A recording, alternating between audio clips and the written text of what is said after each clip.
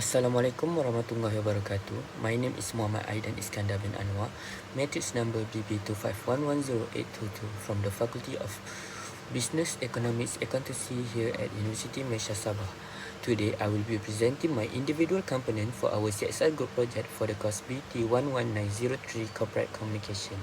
Our group project is titled Salam Pagi Selamat Belajar, which means Good Morning Happy Learning. This program was carried out at the Faculty of Business, Economics and Accountancy right here at FBEP PMS. Our target audience was the students who were attending tutorial classes at that morning. The problem we wanted to address was simple but very real. Many students skip their breakfast due to tight classes schedule and limited budgets. A lot of students rush to class on an empty stomach. This directly affects their concentration, energy levels, and academic performance during classes. Our project focused on giving the student a natural start to their morning before the class began. As for my personal role, I serve as a member of the Activity and Technical Committee. Let me share specifically what I did across the different days. On 11 May, I have purchased the supplies such as the mineral water, bread, snacks, and a paper bag that needed for 15 packs. And on 12 May, I assisted in dividing and packing the mineral water and bread into 15 individual portions. At the same night, I contributed to designing and making the event poster. We stayed up late to get it done in time. Then on 13 May, the day of the program itself, I helped with the food distribution. But for the most of the morning, my primary role was holding up and displaying the poster sign for visibility. In terms of applying corporate communication concepts, my contribution went beyond just being a participant in the program. I played an active role in ensuring that the event reflected the core principle of effective corporate communication. First, I had planned a structured and clear program flow. From the moment students arrived for the tutorial classes to the point they received their breakfast pack, every step was thought through carefully. We established a sequence which is welcoming recipients, distributing the food packs, collecting feedbacks, and closing the session, so that the process will run smoothly and respectfully. This structure reflected the importance of clarity and organization in communication, which prevents confusion and ensure the messages reaches the audience effectively. Second and more importantly, I contributed to a welfare initiative that demonstrated the social responsibility aspect of corporate communication. In corporate communication theory, organization is a group that acting on behalf of a community are expected to do more than just speak. They must listen, care, and act. By providing free breakfast to students who might otherwise have skipped their morning meal, our program have embodied that principle. We were not simply telling the students to eat well or study hard. We were taking direct, tangible action to support their well-being. This experience reinforced me for the communication is not just about conveying messages through words, poster or announcement. Is it equally about conveying values through behavior? When we handed out those 15 packs of bread and mineral water, that act itself communicated something powerful, which is, we understand your struggle and we are here to help you. That is the heart of socially responsible communication, is using action as a form of genuine, empathetic outreach to the community. There were three key challenges that I personally faced.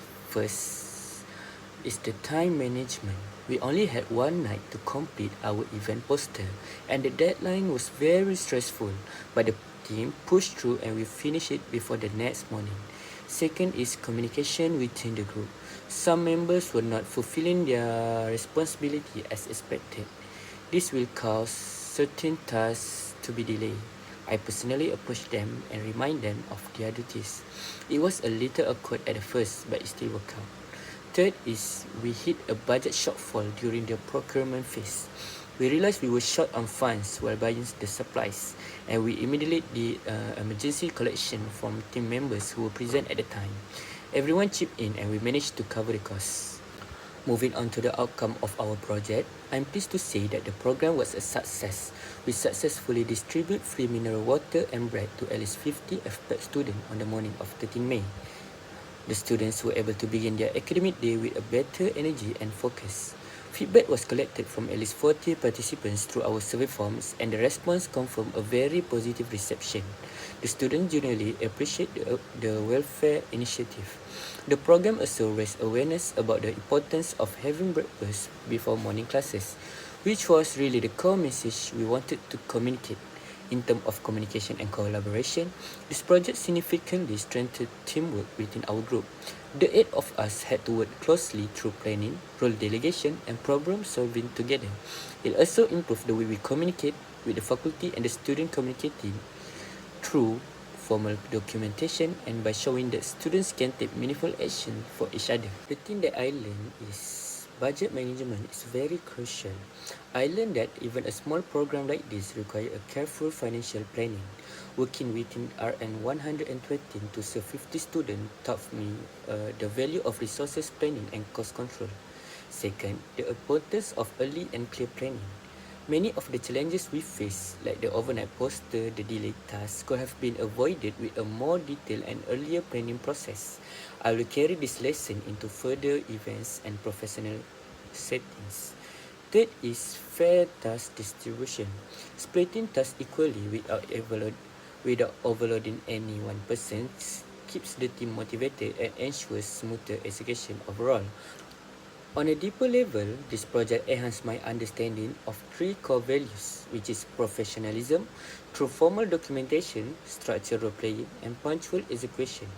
Teamwork through real collaboration across logistics, food, media, and activity coordination.